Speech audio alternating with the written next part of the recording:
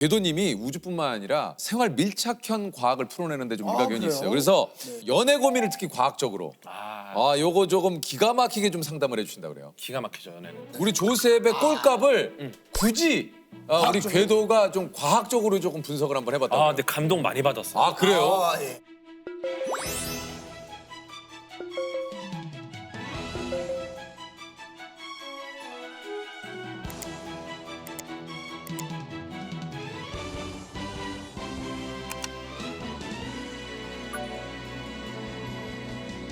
그대가 하늘에 떠 있는 해라면 밤이 오지 않았으면 좋겠어요. 그대가 하늘에 떠 있는 달이라면 아침이 오지 않았으면 좋겠어요. 와 이게 사실은 아마 우리 세호 형님께서 약간 그 사랑의 세레나데 느낌으로 쓰셨을 것 같잖아요. 네. 모든 분들이 그렇게 알고 계신데 이건 완전 과학시예요. 그래요? 네. 이거 모르셨을 수도 있어요. 네네네. 쓰셨지만. 쓴 사람이 네. 모르는데 왜 네. 이게 과학이라는 거예요? 그러니까 보세요. 하늘에 떠 있는 해, 요거는 아니라는 걸 아까 말씀드렸죠. 얘기했죠. 요건 요 정도는 우리가 시적 허용으로 봐줍니다. 네. 네. 근데 밤이 오지 않았으면 좋겠어요. 또 아침이 오지 않았으면 좋겠어요. 여기서 포인트가 뭐냐면은 사실 밤이 온다, 아침이 온다가 해와 달이랑은 무관합니다. 왜냐하면은 아침이 오고 밤이 온다라는 거는 해가 아니라 지구의 자전 때문에 벌어진 현상이에요. 그렇죠. 그쵸? 네네. 그럼 엄밀히 말하면은 밤이 오지 않았으면 좋겠다, 아침이 오지 않았으면 좋겠다. 이거는 자전이 멈춘 상황을 가정한 겁니다. 그렇죠? 이게 무슨 상황이냐면 지구의 자전이 멈추면 지금 관성 때문에 존재하는 모든 생명체는 다 튕겨져 나갈 겁니다. 죽죠. 다 사라지죠. 막 난리 떨어지잖아 나잖아. 지금. 저거보다 더 위험한 일이 일어나는 거야. 지구에 있는 모든 생명체가 거의 사라질 것 같은 상황이에요. 그 상황에서 다시 앞으로 돌아가. 숨이 싼 거야. 그대가 하늘에 떠 있는 해, 그대가 하늘에 떠 있는 달이다. 내가 사랑하는 그대만 이 지구상에서 피신시킨 거죠. 네. 즉 이거는 이거는 아포칼립스 시대에 내가 사랑하는 오직 그녀만을 살리기 위해 그러니까 지 사랑을 위해서 다 죽이고. 다 죽이고 야 이건 뭐 이게 진짜 기가 막힌 사랑의 세레나데네. Just for you네요. Just for 장난 you. 아니죠. 근데 문제는 야. 세호 형님도 갔어. 그렇지. 그래서 나는 죽어도 상관없어요. 나조차 죽어도 돼. 난 가도 돼. 나도 가도 돼. 왜냐? 사랑하는 그녀만 살면 돼.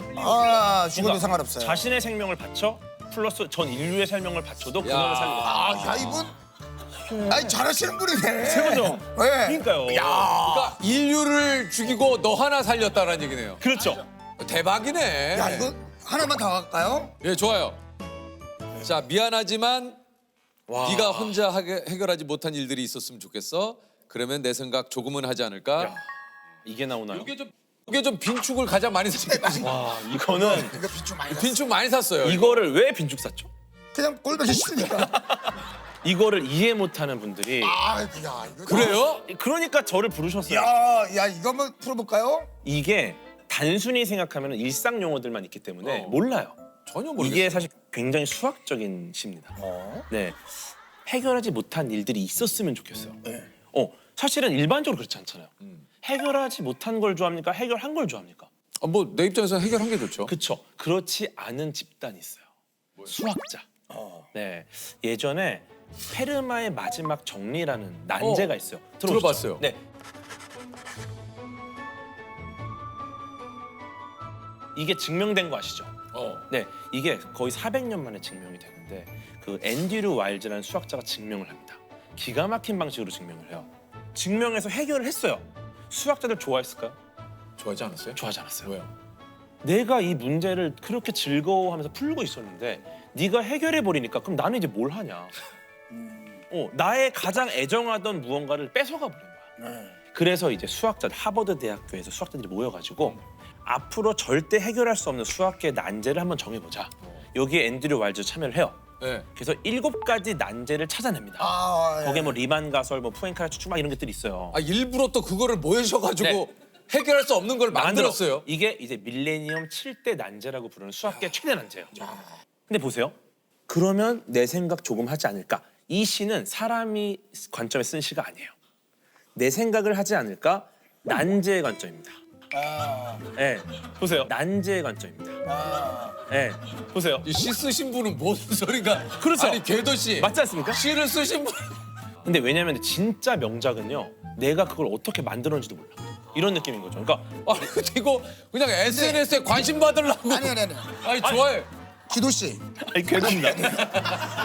이거를 왜 썼냐면 네. 제가 생각하는 사랑은 난제라고 생각을 했거든. 사랑은 난제. 사랑은 풀지 못한 숙제. 후가 영감을 받았다니까요.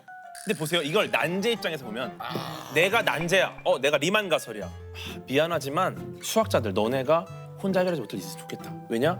그러면 니들이 리만 가설 생각을 좀 하지 않을까? 근데 많은 시청자분들이 궤도님 보고 진짜 꼴깍 떨고 말고 할것 같아. 꼴값 떨죠? 네. 이제 악플 달려고 궤도를 검색합니다. 거기서 이제 야, 너 과학을 그래. 만나. 맞아요. 경이로움을 보고 네. 와 과학 이렇게 재밌었어? 야, 근데 이야기를 너무 재밌게 잘 그러니까. 풀어주신다. 글 쓴 사람도 기분이 좋다. 아니 이게 궤도님이 이제 이말년 씨와 과학 콘텐츠를 만들어서 많은 분들을 좀 킹받게 했다고 하는데 김치 싸대기에 숨겨진 과학의 원리, 켄타우로스에게 과학적으로 바지 입히는 법. 제목만 들어도 상당히 킹받게 만드는. 도대체 이런 걸 왜 분석을 하시는 건가요? 그냥 그 사람들이 과학을 좋아하게 만들려는 방식이죠. 왜냐면은 예를 들어 그냥 작용과 반작용이라는 뉴턴의 운동 법칙이 있다. 근데 이 재미없잖아요. 근데 김치 싸대기를 때릴 때 있잖아요. 그럼 김치 싸대기를 딱 때립니다.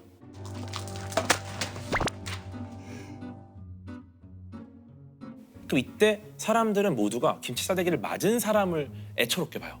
하지만 김치도 맞았어. 그러니까 제 입장에서는 김치도 애처롭게 봐야 되는 거야. 때리는 순간 볼도 김치에 맞았지만 김치도 볼에 맞은 겁니다. 그러니까 둘 다 작용 반작용. 이런 얘기를 하는 거예요. 그런 얘기를 하면 댓글들이 어떻게 달려요?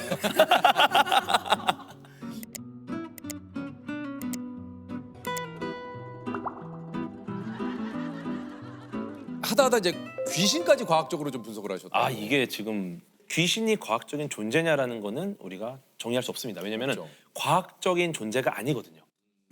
그런 상황인데 굳이 이걸 과학적으로 설명해보려는 시도를 했던 겁니다. 재미로. 근데 예를 들어 지방령이라는 친구들이 있어요. 병원이나 집이나 특정한 위치에 고정돼서 이제 공격을 하는 친구들. 과연 이들이 집이나 병원에 붙어 있을 수 있나? 기본적으로 우리는 중력의 영향을 받아 서 있습니다. 근데 귀신 날아다니죠. 그럼 중력의 영향을 안 받는다고 가정을 한 거예요. 재밌는 건 이 지구가 시속 1300km 자전을 하거든요. 그럼 얘는 딱 집에 서 있었는데 있을 수 없다. 1시간 후에 1300km 떨어져 있는 나라에 가 있는 거야. 그죠? 근데 얘가 자전만 하느냐? 공전을 합니다. 근데 얘가 또 지구만 공전하느냐? 태양계 전체가 우리 은하를 중심으로 공전하고 있어요.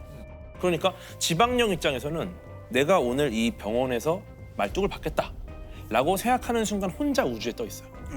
그러니까 중력의 영향을 받지 않기 때문에. 그렇죠. 우리는 받으니까 따라가는데 그러면 사실 귀신을 만났을 때는 무서울 게 전혀 없는 거예요.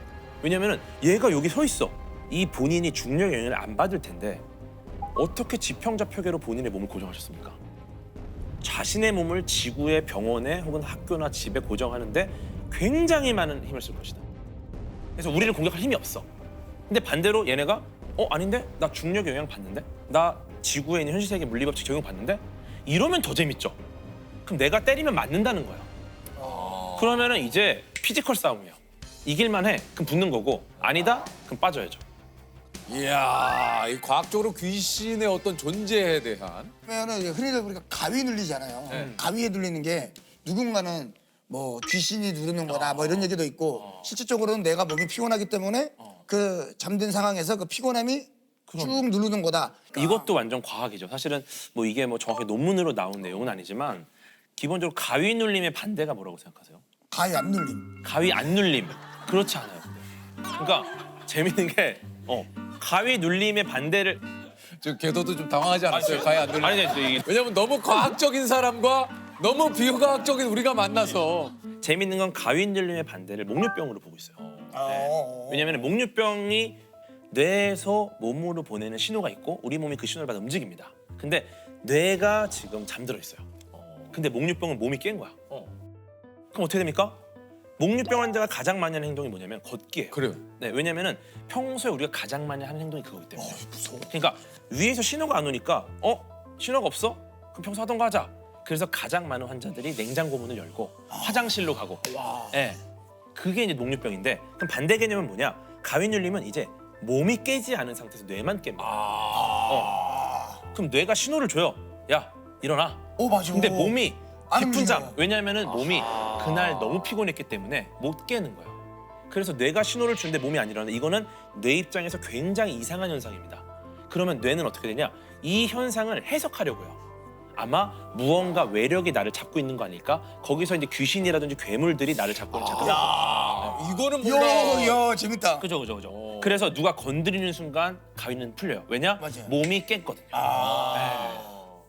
그러네. 진짜 가위 누르면 이게 희한한 게 뇌는 깨있는데 맞아요. 몸이 안 움직이니까. 그리고 눈은 보이죠. 보여요. 왜냐면 시신경이 뇌랑 가장 가까운 신경이라 가장 먼저 깨요. 그래서 일단 눈은 보이나 나머지 감각들은 거의 차단이 됩니다. 그래서 뭐 죽을 때 그거 있잖아요. 사람은 죽어도 이렇게 주마등. 본다고. 이것도 되게 재밌는 얘긴데. 이것도 지금 이게 너무 재밌- 왜냐면 이게 죽어도 본대잖아요. 이게 우리가 주마등이 스친다고 하면서 과거의 어린 시절부터 막 기억들이 쫙 빠르게 돕니다. 네. 이게 왜 그러냐면은 죽음의 순간에 우리의 뇌가 해야 되는 일은 딱 하나예요. 뭐예요? 살 방법을 찾아야 돼요. 근데 주변에 조언을 구할 사람이 아무도 없잖아요. 그럼 이 뇌는 나의 모든 삶의 기록 안에서 이 난관을 극복할 방법을 찾아냅니다. 그래서 주마등이 스치는 게 내 뇌가 살려고 발버둥 치는 거예요. 예를 들어 차가 낭떠러 떨어졌다. 그럼 예전부터 기억을 쫙 해서 내 모든 이 삶의 역사에서 이 떨어지는 차에서 생존할 만한 정보를 받은 적이 있었나? 그런 사례가 있었나? 모든 경험과 데이터 들은 얘기를 다 조합하는데 결국 없었죠. 주마등이 스치고 가는 거죠. 대박이네. 야 이거